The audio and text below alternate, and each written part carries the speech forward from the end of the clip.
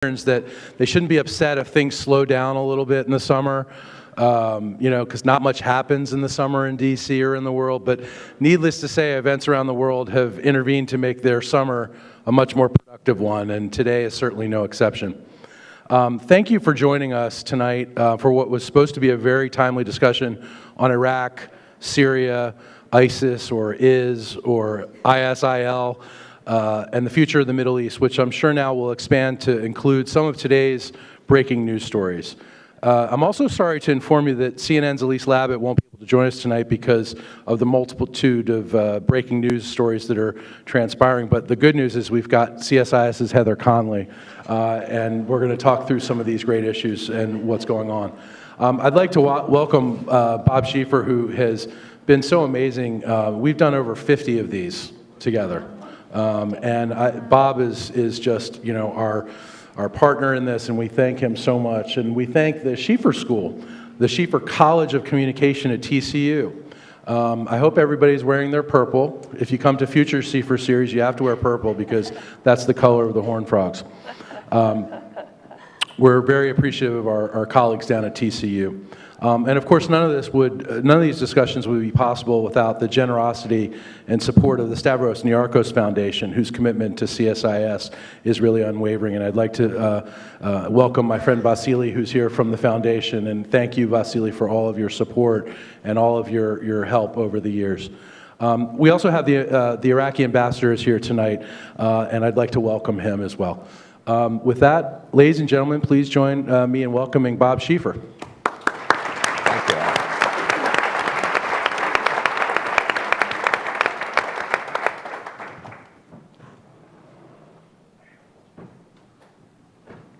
Well, thank you all, and thank you for coming. Where is the Iraqi ambassador? I'm sorry, I didn't see him come in. Over here, Bob. Right there. Oh, okay, good. Welcome, Mr. Ambassador. Glad to have you. I want to just introduce the panel, and it's really good. Kathleen Hicks, Senior Vice President, the Kissinger Chair here at CSIS, Director of the International Security Program, veteran diplomat, scholar, all of the above, and Dr. Hicks, glad to have you. Dr. Kimberly Kagan is the founder and president of the Institute for the Study of War Affairs. She is a military historian. She has taught at the Academy at West Point, at Yale, Georgetown, American, author of The Eye of Command and The Surge, a military history. She spent time in Afghanistan. How long were you there? 15 months. 15 months. And also then, of course, down at this end, our good friend, and who's filling in today because the CNN reporter, Elise, could not show up, and that is Heather Conley, who is director of the Europe section here at CSIS. So we've got, and is also a veteran diplomat and scholar. We have a lot of expertise here, and so we'll just get right to it. This was supposed to be about ISIS. What is ISIS? What is happening in Iraq? But with all that's happening today, I thought we needed to broaden this. The second thing that's happened today is the Israelis have, as they said they would have to do, have launched the ground invasion into Gaza. That began just as we were assembling here. And then earlier today, I'm sure most of you have heard about the plane that was shot down over Ukraine. Heather, do you have any late information about the plane? Well, we're right now it's really focusing on the missile that the anti-aircraft missile that brought down the aircraft. Obviously, all sides are denying who was responsible. There's a sense of reports, and again, this is right now, it's speculation, we don't know, but there seems to be pointing to last month the pro-Russian separatists had overtaken a Ukrainian military installation where there actually were some photographs of these Buk missiles that were there. So there is a sense that the separatists had in possession missiles that had the range to bring down that aircraft. Interestingly, some of these Facebook postings that the separatists had done have been taken down very quickly. It sort of led a trail. Again, this is speculation. Interestingly, right as the story was breaking that the aircraft had been shot down, President Putin and President Obama spoke. This was at President Putin's initiative to talk about the sanctions that were announced yesterday. And so we understand they did speak a little bit, or at least informed about the aircraft. Right now, obviously, we're trying to understand, and our hearts go out to the families of this unbelievable tragedy. How many Americans were aboard? We know there were substantial numbers of Europeans because the flight originated in Amsterdam. This is an unspeakable tragedy, and it speaks to me of the consequences of when you allow a conflict, and this is, I think, going to be the story as you talk about the Middle East, you allow a conflict to escalate to a point where it's out of control, and the unintended consequences of what happened today. So this is going to be a major story. The investigators, we hope they can get on the ground. The plane fell in rebel-controlled territory, so this is going to be very difficult, but hopefully this is the wake-up call to have Putin really begin to rein in these separatists, but quite frankly, it's unclear whether he's able to at this point, and that's Well, really quite the the question. contrary. As I understand Right. it, he has now put out a statement. Oh, he has. And he said it is all the fault of Ukraine because it happened over their territory. And he says it would not have happened had they not rearmed. Again, we've had 4 Ukrainian aircraft shot down, 2 military transport planes, a jet fighter just this morning. It's unclear to me that the Ukrainian government actually controls its airspace. So I think, again, both sides are going to argue that, denying the responsibility. But we'll let the investigators hopefully do their work. But again, between the sanctions and if Putin does not take clear steps to de-escalate this, I think we're now entering a very new phase. This is going to be concentrated urban warfare, potentially in Donetsk and Luhansk, and this is going to get more serious, potentially. One thing, I think I think everybody is now reporting and quoting sources out of the Pentagon that the plane was indeed shot down. There was some question and speculation about that.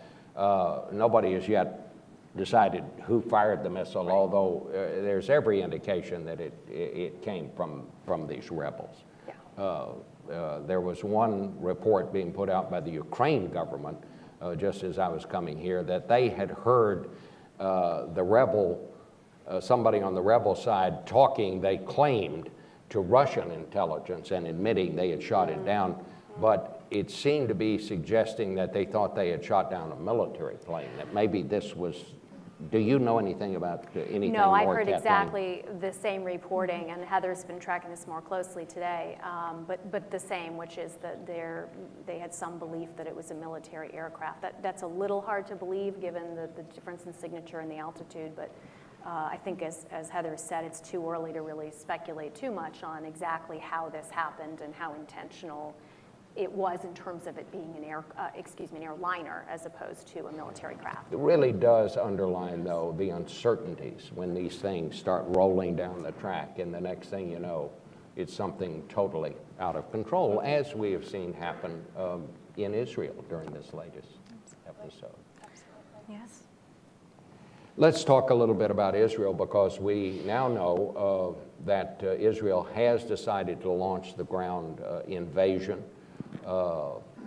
There were more than 100 rockets fired out of Gaza into Israel after the ceasefire ended this morning. Israel had said they had hoped, and at one point had announced yesterday, I believe it was, that they had actually agreed to a ceasefire that would start sometime tomorrow.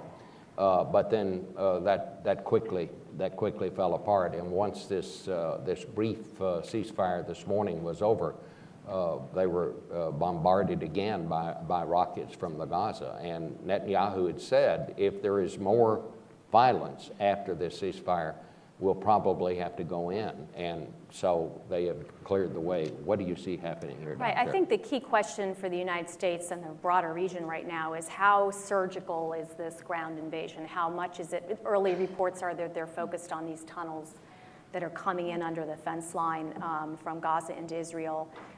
If it's limited to that and it's short duration, that's one set of outcomes that I think the United States will continue to stress the importance of no civilian casualties, where the administration's been very clear about its disappointment, horror, et cetera, about the killing of children in particular in Gaza, and the need for Israel to be surgical. But the United States' overall message is defense of Israel is critical and important. So I think that's one scenario, and I think it's the most plausible scenario. What we don't know yet is if the Israeli ground invasion goes beyond that and starts to have a much more significant effect on the entire region's politics, essentially, which would not be helpful right now. But again, the United States stand behind the defense of Israel, and so there'll have to be a conversation about what Israel believes it needs if it tries to go beyond that point. How much of that is necessitated by the immediate attacks from Hamas, the ones most recently? Heather, do you think there's any chance, we know that President Abbas apparently is in Cairo, along with other people in the Palestinian Authority. Apparently there are some people from Hamas that are there. Do you think there is any chance that anything can come of those talks there? Well, I think, again, the Egyptian role here has been critical, has traditionally been critical. We were hoping that ceasefire, that initial ceasefire, which the Israelis accepted, and unfortunately how it was responded to by Hamas was more rockets into Israel, that they can see that now this is again, according to reports, air, sea, land, the electricity has been cut off from Gaza City. This is a serious incursion. We don't know the length of time, and so I think it would behoove the Palestinian Authority to certainly try to see where they can stop this quickly and get back to the table immediately. I think, again, to Kath's point, we'll have to see, in fact, how far the Israelis are going to take this. And again, world opinion here. We know, again, from Europeans, we're trying to see how they could offer their good offices and trying to get a return back to the negotiating table. But I think this is going to be yet another area where we're going to have to work very closely. Well, let's bring this now to what we originally came here to talk about, and that is Iraq and what's going to happen there. Dr. Kagan, what do you see any of all of what we've been talking about here impacting on what's happening in Iraq? I do see that there is a trend in our discussions about Russia and Ukraine, and in our discussions about Iraq, Syria, indeed the wider region.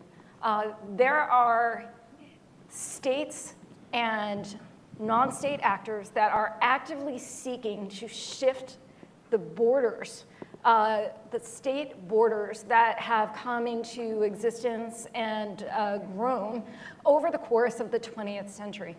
What we're seeing inside of Iraq, in the Islamic State of Iraq and Sham, now self-declared as an Islamic caliphate, is a force, an organization, a military organization that has organized itself into an army that has capabilities to fight hybrid warfare, like a terrorist group, like an army, and shift between those two capabilities. Why is it doing this? What are its strategic objectives?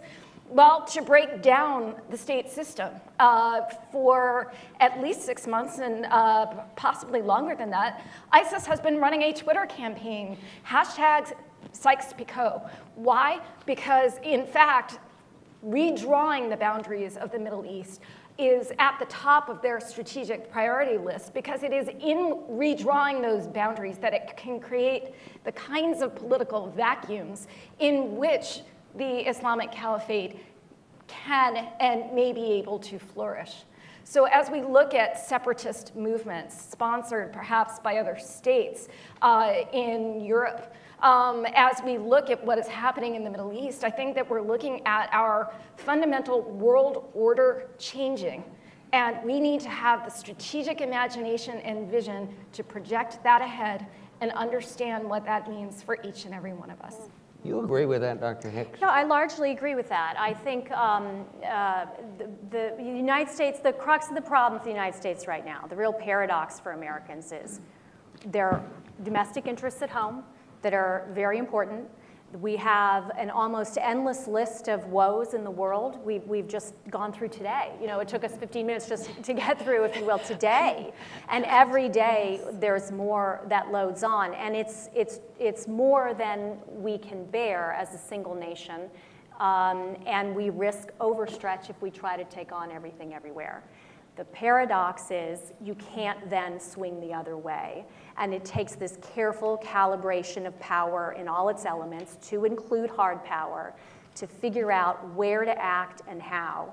And I completely agree with Kim that if you leave the Middle East to its own devices at this point, you very much risk the growth of these ungoverned areas, of which there are some already, but the growth of them. You risk credibility issues. We certainly saw that with Syria and the continuation of the humanitarian crisis in Syria, now overspilling into all the rest of the region, with Iraq being most notable in terms of its immediate and profound effect, but not the last place where this could happen. To be clear, Jordan is a significant worry for us. So I think for the United States, the real challenge is how do you calibrate all this? And that's where it becomes important to hone those tools that we have, to not think every discussion about engaging in the region means that we're talking about a large-scale American ground incursion or ground force. And I, for one, think the administration on Iraq proper now at this point has been responsible to date in thinking through how to begin to engage the Iraqi government on the political side and on the security assistance side to develop a program and way ahead. The problem is it doesn't end at the borders of Iraq, and that's where we need a broader regional strategy, and that's really the challenge today. What is our strategy? Where and what? That's a great question. I love, Kim, your point. You mentioned about Sykes-Picot, so that colonial British-French agreement of how the Middle East would be carved up. It's ironic to me, this is the 100th anniversary of the First World War. And if you've not read Professor Christopher Clark's Sleepwalkers book, in some ways, are we just sleepwalking into it? We can watch as these events unfold, but we feel like we can't influence them, we can't control them, or maybe our influence and our role is counterproductive to what is going on. And I think we're really ending this era, and this is what, in some ways, President Putin is telling us. He's basically refuted the post-Cold War order. He said, nah, that was the greatest catastrophe. That's not my order. And we're seeing this regionally, this profound challenge. We're going back to balance of power, where there's not a unipolar power of the United States. There's even the bipolar era of the Cold War, where two powers, and you could sort of isolate and contain these regional. Now there are regional powers with a multitude of agendas and influence, non-state actors. We see in Ukraine hybrid warfare where people take off insignia. They're trying to have deniable plausibility. This isn't me. Oh, you're confused. You can't prove that. Where is the United Nations Security Council in all of this? Our institutions are failing because they're not well equipped for this balance of power, regional dynamic, and I would argue, quite frankly, U.S. diplomacy and the whole a range of tools in the toolkit. We aren't geared for this. We, the unipolar, will deal with this conflict. This is today's message. This is today's theme. Well, when you've got 5, 6 regional crises that demand strong diplomacy, that demand all the tools of state, we feel like we can't catch up. We can't engage in that. So I would say we need to start decentralizing, and this would be my message to the White House. You can't have a small group of people. They can't manage all of these crises. You need to empower your talented diplomats, and bring in the private sector has a piece of this, the non-governmental, the civil society, and we have to be much smarter, much more adept at these regional challenges. And right now, I feel like we're clumsy, we're catching up, we're reactive, and that is where it feels like, where's the U.S., where's the strategy? We're playing catch up. Yes. Well, would certainly appear so.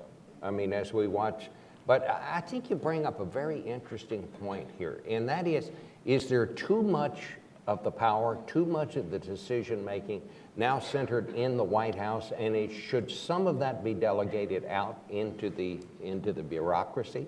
I mean, should the State Department be playing a bigger role here than it's playing? Should the Defense Department be playing a bigger role? Well, I think when we feel like things are out of control, it's a human instinct to sort of grab it and say, oh, I'm going to control it. I'm going to do message control. It's going to be how I want it. And I think what we're seeing, again, this is social media. When I'm watching today's events in Ukraine, I'm getting Twitter feeds. They're lapping government response. Which is going too far ahead of it. How are we in this dynamic information age able to get messages out? And so the instinct is, well, I'm going to control it, so I'm going to have a few people control that message. In some ways, you have to let go, and you have to say, look, we have very talented diplomats that are in the field. We have a lot of instruments of influence and power. We've got to let go and allow them to engage and not be afraid. They may make mistakes, but right now we're trying to control it and constrict it, and we're not able, I think, to take opportunities of when situations begin to evolve in the regions, we can nip them early and not have them go into full-blown crisis. What should our strategy be, Cam? I really think that the United States has vital national security interests in the Middle East that include, actually, the preservation of states in the Middle East.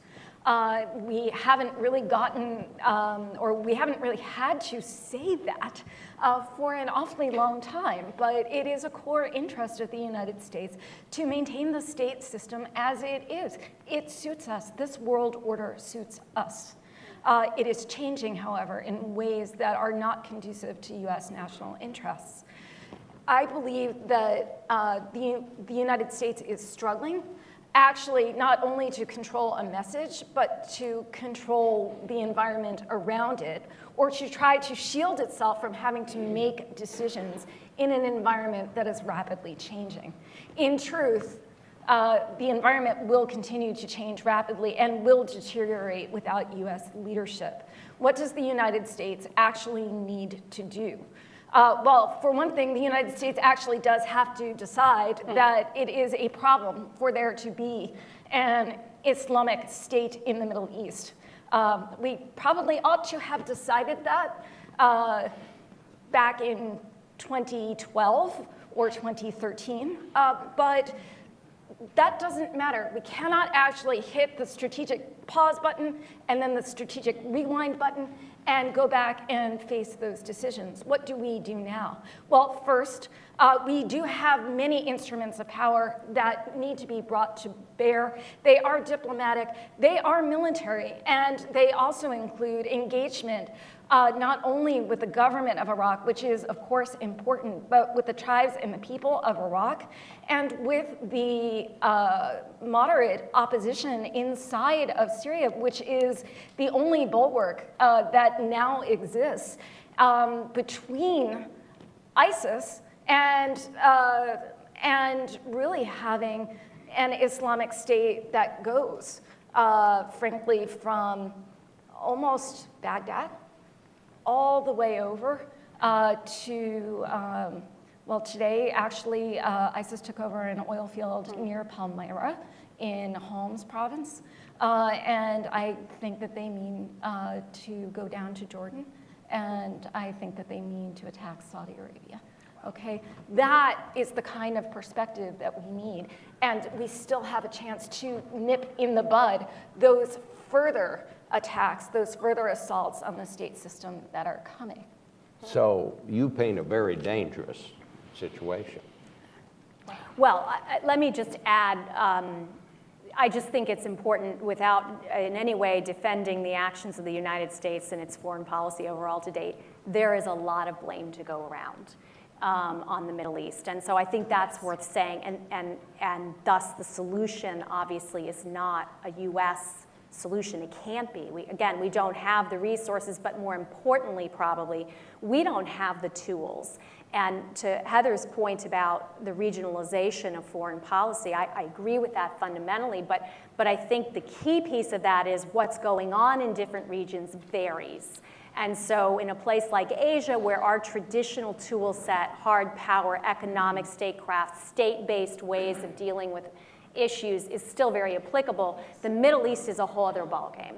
So it's important to acknowledge that when it comes to Iraq, Iraq itself bears a lot of responsibility, but so do the Gulf states, Turkey, the US, Russia, Iran, I could go on. And of course, the terrorists themselves, ISIL, ISIS, the Islamic State itself, and Syria. So there are a lot of parties that have to be brought to the table here to make a good solution and way forward. I think it was a positive sign that the US met today with the Iranians. I don't know if that progressed in any way, but the fact that there was at least a conversation acknowledges the reality that it's not just Iran, but there are a lot of parties that have to be brought to the table. But fundamental to that, and where I agree with these two, is US leadership is critical to that. It is unfortunate for many Americans that it's required, but we have to acknowledge that it's required. Even if there are limits to what we can do with it alone.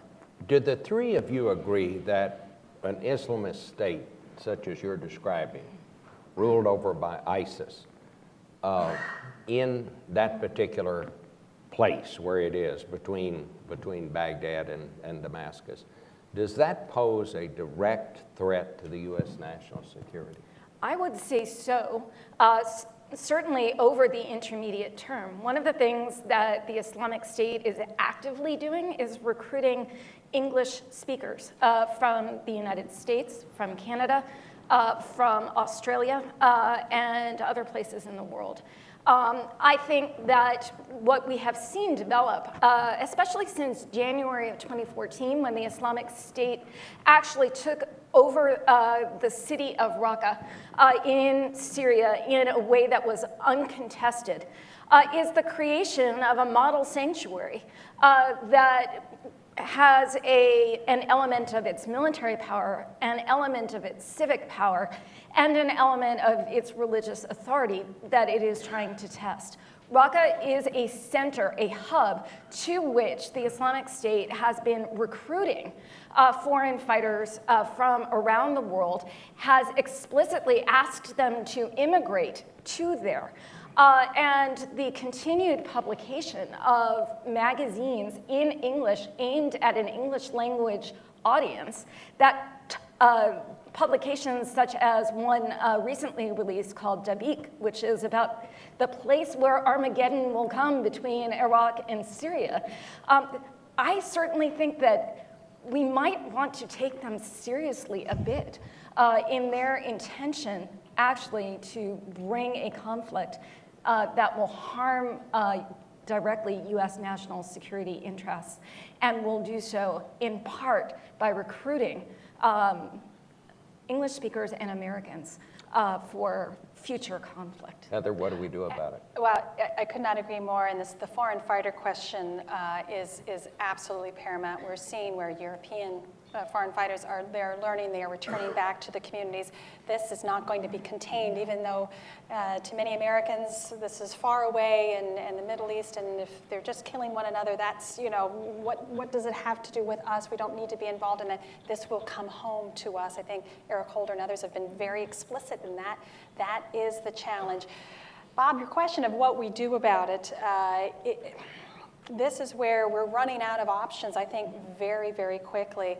And how do you contain it when we have ISIS taking over major refineries? They're going to have the economic tools. When they seek funding, it's no longer now, for us stopping the banks and terrorism financing, they just rob the banks. They take over the banks. How do you stop this? And again, is to Kath's point, regionally, we have states in the region working opposite sides of this problem. It's going to be incredibly difficult. This is where it's going to take an enormous amount of American time and attention when other issues in the world are getting our attention. Afghanistan, Asia, Ukraine, Nigeria, the Sahel, we can keep going on here, and focus and try to bring a coalition together to try to work with moderate Sunnis that do not want to be under ISIS, and try in some ways, like the awakening that we did, to work locally. They don't want this, but it was so much better than obviously what they perceived that was coming from Baghdad, which is such an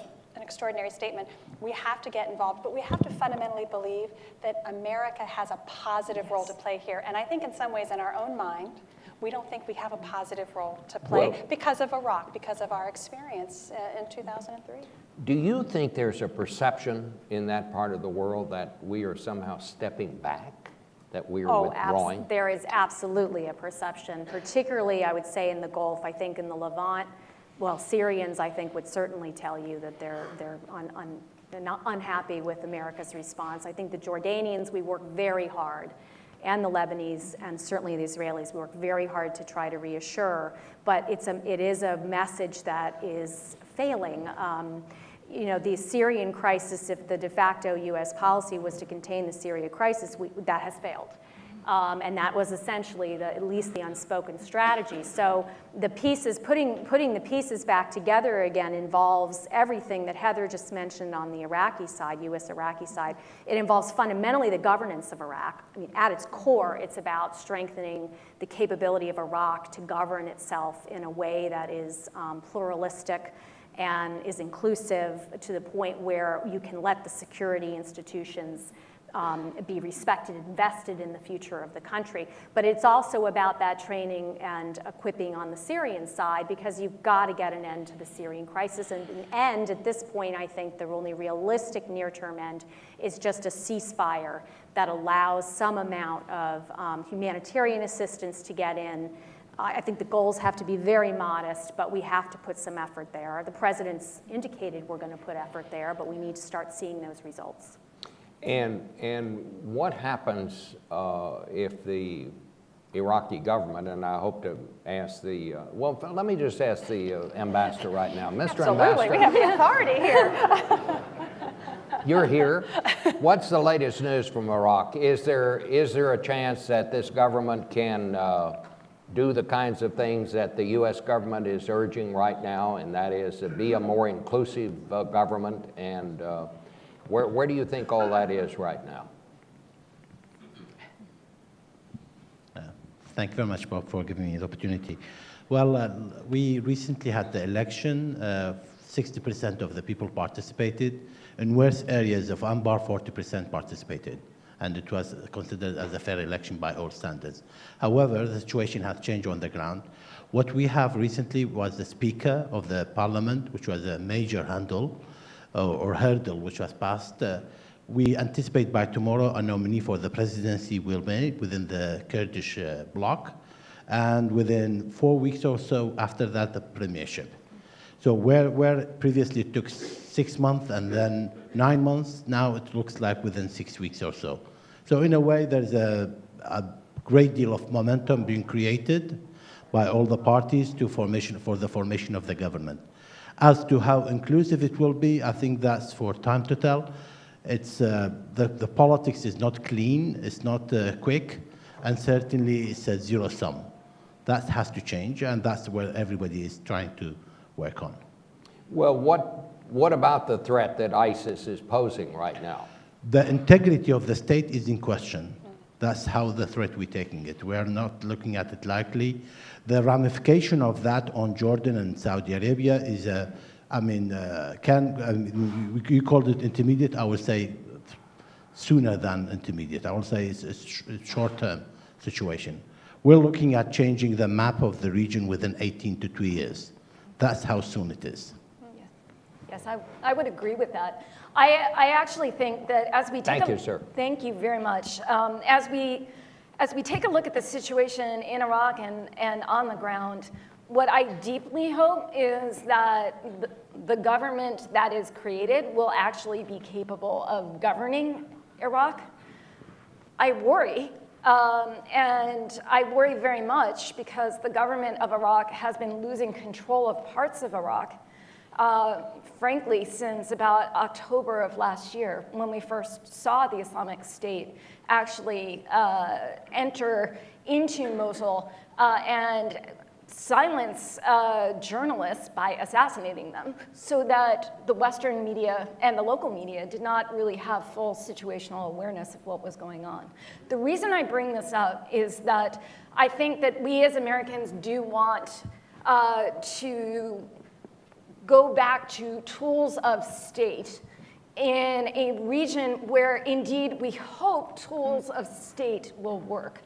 But we may be in a situation where the United States needs to find ways to engage social leaders, tribal leaders, local communities in order to stop the spread of ISIS and create the conditions in which, over the longer term, a government of Iraq, should it be inclusive and should it be able to regain territory, can actually govern. I don't think, though, that Americans have fully digested the idea that as soon as we get a government of Iraq, and I hope it will indeed be soon, we do not actually get change on the ground. The drivers of change on the ground right now are, first of all, ISIS. And we have to consider them a player. I do not think they wish to negotiate. I think that they wish to fight because it is critical to their image and to their ability to continue the expansion of the Islamic State. We have players on the ground that include Iraqi Shia militias that have returned from Syria. We have Iranian forces on the ground. We have Russian pilots and Russian equipment. We definitely have a situation that is no longer in the box of a government. Kathleen, what do you think that Iraq will stay Iraq as we know it today, or will it eventually break into three sort of separate places? One thing I have learned from long government service is whatever answer I give you, I will be wrong. So I choose not to answer that directly. I will say the risk is significant. I think well stated by the ambassador and Kim, we are at significant risk of Iraq falling into a partitioned set of actors. We obviously have that, I think, already with the Kurds.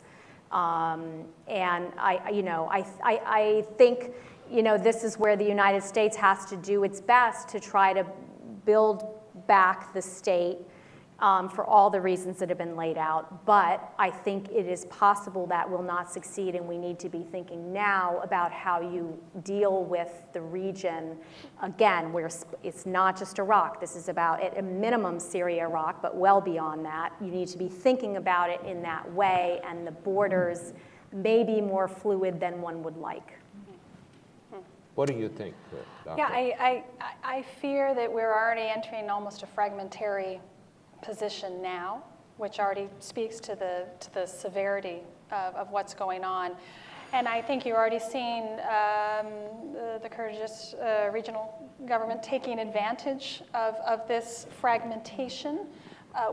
We have to understand that that has very important implications for Turkey, which is, for a European and NATO watcher, I watch very closely any instability in Turkey because that has direct implications for NATO and for the United States.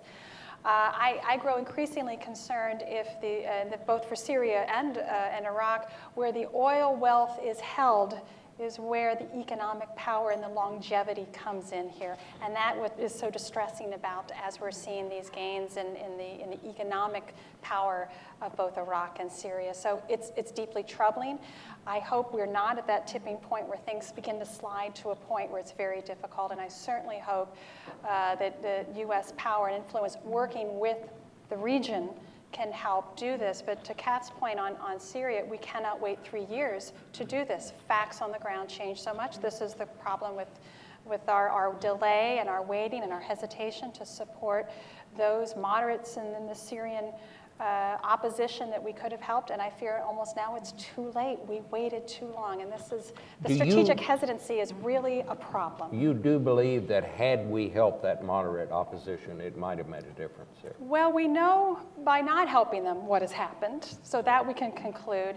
It may not have made an enormous difference, but I would have felt as if we would have tried to give this a chance. And to see President Assad today, the film of him, the third time around, what happened to Mr. Assad must go. So we have to be very careful with our rhetoric if our instruments are not there to help support our rhetoric. You feel that way? I do actually feel that the United States could have made a difference in the crisis in Syria, really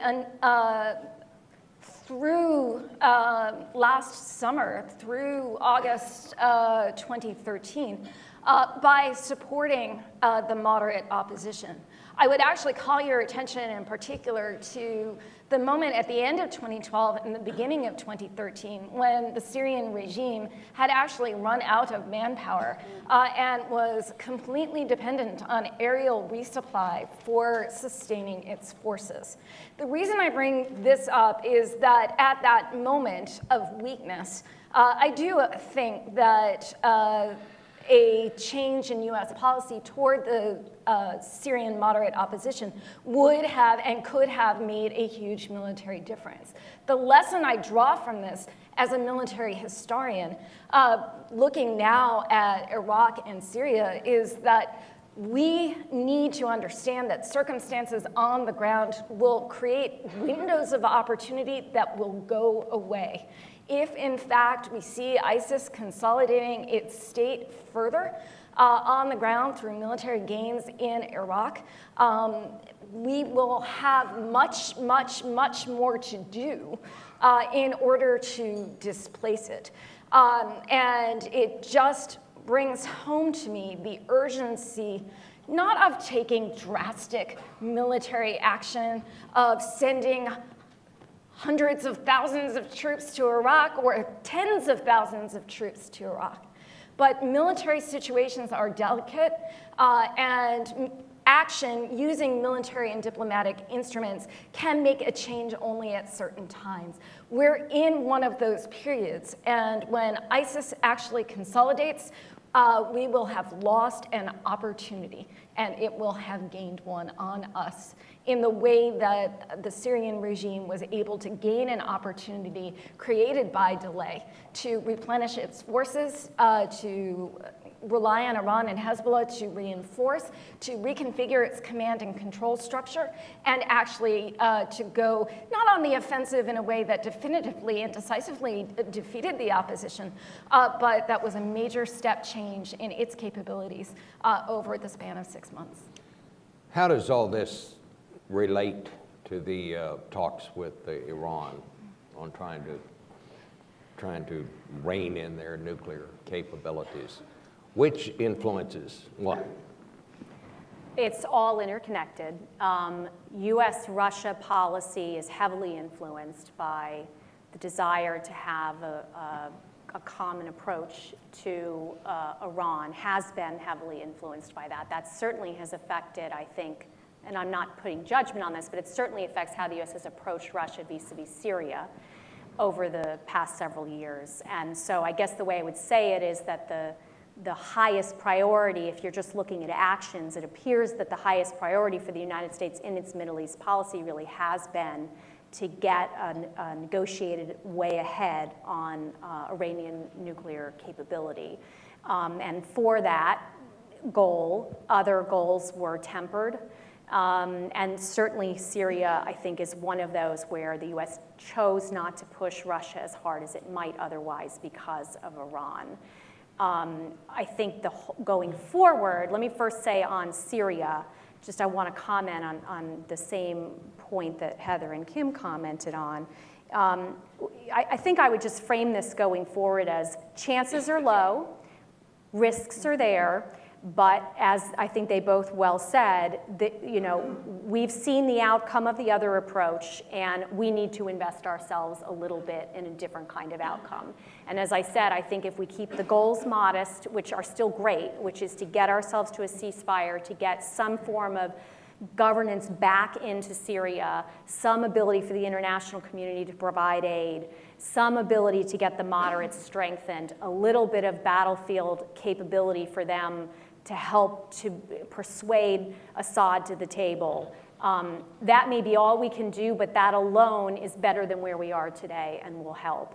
On Iran, Iran's a key piece of that outcome. It's a key piece of the outcome on Iraq. And of course, we don't want Iran to have nuclear weapons. So we want to continue on the path with Iran itself, with Russia and other actors, the Gulf in particular, to get the Iranians to be a responsible actor to the extent that we can inside the region.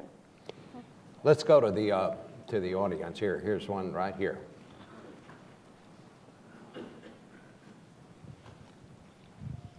Tell us who you Hi, are, please. my name is Bassam. I'm a former Syrian diplomat. I just want to talk about ISIS. I think the media here, they over-exaggerate of ISIS in Syria and in Iraq. In a sense, in Iraq, what's going on is Sunni revolution, anti-the Shiite control, and ISIS is a small part of the big revolution, big Sunni revolution, anti-the Maliki. And when you talk with any leader of the tribes who are well connected to the US government, they will tell you that we are willing and will fight ISIS when we have our rights back from the government, political reconciliation. When you talk about Syria, 6 weeks before their resort fallen into ISIS, the group of Free Syrian Army, they met American officials. And they gave them what they need in order to cut the routes of that ISIS used between Iraq and Syria, and the Americans said no. And the ISIS, when went to their resort, they spent for a week, every day, $1 million to give free food for the people. So they didn't go by force, they went by money, because people, they don't think. My point is that the ISIS in Syria doesn't have the social network that protected, but at the same time, there's no other side to support the moderate. In Iraq, it's the opposite side. The Sunni are majority, ISIS taking the lead in the media, by Twitter, by social media, whatever.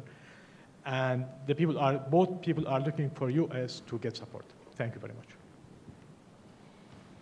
Is there a question? Throw that to Kim.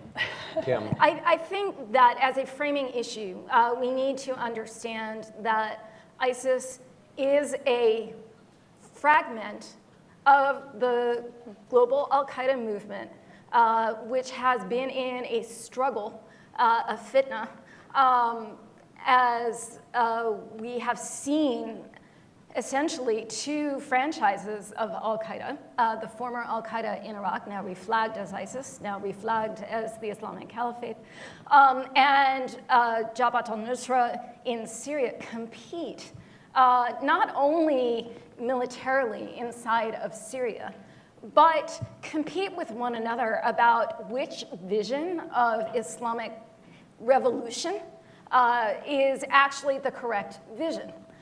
So what we are watching here is a competition between ISIS, an heir to Zarqawi, thinking that, in fact, the right way to create an Islamic state is by force and by conquest, by accelerating sectarian war, and by creating political structures soonest.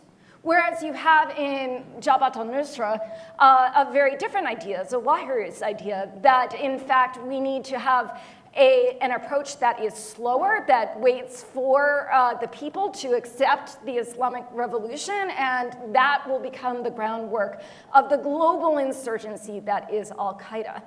As a result, when we look at groups such as Jabhat al-Nusra in Syria, we actually see that they are better embedded into the social structure and social fabric of Syria, whether we're looking in Aleppo, for example, is a great example, or whether we're looking in Western Syria. They embed themselves in existing social structures.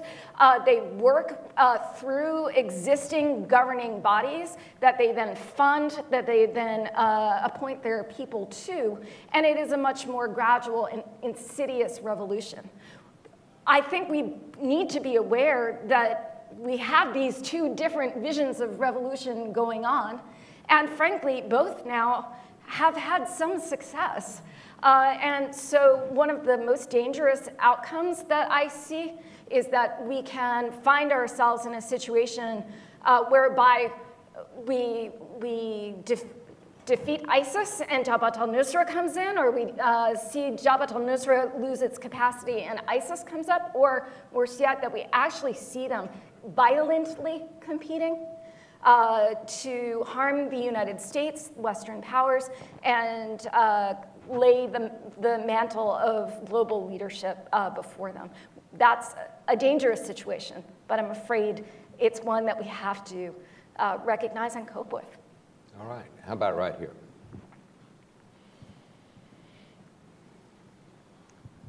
Ed Berger, let me indulge in a bit of heresy. We have either directly or indirectly had a hand in toppling a number of leaders over the last several years. One can argue that, in fact, in each case, that has led to a vacuum of power. In the sense of informing our judgments in the future, should we reconsider this issue of leaving the despots in place for the purpose of avoiding the vacuums of power? That's a very interesting question. Who would wants like to answer Well, it? I'll start. I mean, there's no winning on that one. I'll start. I think every country situation is its own context. So I don't think there's an answer to that is global. What I would say is the United States has always maintained, however articulated differently from administration to administration, as a national interest, some form of values. For some administrations, it's a very activist approach, let's just say, in terms of spreading democracy or spreading universal values. And in some, it's more muted, but it's there, and it's part of who we are as a nation, and it's part of what makes us great, is that we have a fundamental belief about human rights and rule of law and the role of the individual in society. I don't think the United States of America should give that up. Now, the question is, how do you weigh that in a specific context against, let's just call it generally, security concerns with regard to how the United States interacts in a region?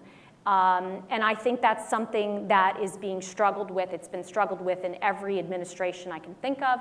I think Egypt probably was the clearest example where we have struggled with that most recently, which resulted, in my opinion, in a pretty muddled way ahead, which is we don't quite know. We've essentially said security matters the most, but we're going to talk about the human rights piece, but we're not quite sure which of these. But I would say, generally speaking, I don't agree in this administration the United States has been a party to toppling governments. We certainly haven't been activist on that role, with the exception perhaps of support in Libya. But I do think it's fair to say that we work in each of these cases in the United States. We've been working on how do you exactly balance these interests that are fundamental when they compete. And my view is security typically has been winning out. Right over here. Nick Farmer. Could the panel speak to how Putin sees Russia's interest in this area and whether there's any likelihood that Russia would like to cooperate with the U.S., or whether, in fact, because of its oil and gas interests and others, it would like to see the U.S. continually bogged down with the nuclear issue in Iran, with Syria, with Hezbollah, with Hamas, and so forth? Very good question. Heather, why don't you? Thank you. Well, we need to take Vladimir Putin at his word, and he's been messaging to us that his vision for Russia and the neighborhood is what he calls Novorossiya, New Russia. But the concept is not new. It's actually 15th century Russia that extends Ukraine, Moldova. Some could even argue, back up to the Baltic states and elsewhere. This gets back to, I think, again, Putin's profound refutation of the post-Cold War settlement, if you will. And he would like to recreate a Eurasia Union. It's not a union like we think of the European Union of independent states, but they're ceding their sovereignty to a greater power. This is a union where Russia controls the union, and the countries that accede to it would support Russian objectives and aspirations. What is existential to President Putin and his regime is that he cannot have a different model on his border. So he cannot have a Ukraine that embraces the West, whether that's trade and his greatest fear, which would be his immediate neighbors, the former Soviet states, joining NATO. So he must prevent this alternative model, because his model, and this has been, as we've been all watching events in Ukraine, I think we have underappreciated the domestic consolidation that Putin has in his own country. We have not seen the control of media and the crackdown on opposition since some of the deepest days of the Cold War. This is truly a regime that is now taking complete control of society. And now he was able to do that using very powerful nationalistic themes. And that was really, so he could not lose Ukraine. And when Ukraine decided, when Yanukovych fled, the former president, and Ukraine was going to join the West, was going to sign on to this trade agreement with the European Union, it was a complete failure of his own policy of making sure, preventing these states from joining the West. So how do you avoid a strategic loss? You try to take a tactical victory. And the tactical victory was Crimea. It happened rapidly. There was no resistance to it. And quite frankly, it all shocked us. I think it even shocked some of Putin's closest advisors that he actually went so far to annex it. I always use the word Anschluss because I want that historical resonance, that this is exactly for the same purpose, right? The protection of ethnic Russians wherever they live. Well, that's a powerful message to Estonia and Latvia that have 35, 40% ethnic Russian populations within their countries. So he got Crimea, and that was a success in his view, and his popularity increased dramatically, and even though sanctions and the markets didn't like it, this was okay, and everyone's very popular. But then he took a tactical misstep. Supporting these pro-Russian separatists, he created a problem that did not exist in eastern Ukraine. Yes, there was great sympathy for Russia, but they didn't want to separate from themselves. They want to be part of Ukraine, but they do want to have a stronger Russian identity. This conflict began by support of these separatists, and now this thing has spun out of everyone's control, and we see what happens today. I predict, and I hope I'm really wrong, I predict a prolonged period of instability in this region. We are seeing asymmetrical and hybrid warfare that should concern us greatly. The cyber warfare, the information warfare, we have not seen this type for a very long time, and we don't have a very good response to it. Mr. Putin has changed the entire security environment in that region. It has reawoken NATO.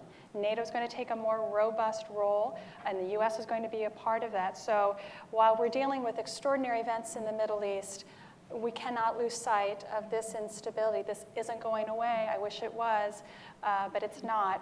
And we're going to have to be very strong and purposeful in dealing, because Mr. Putin's not going anywhere either on oil and gas. And I don't know what the price of oil and gas is today, but it's probably 115. He can sustain himself for quite a long time. This regime can sustain. So I'm extremely concerned. This is again, getting back to Sykes-Picot. This is saying this is not, I don't accept the system that has been forced upon me.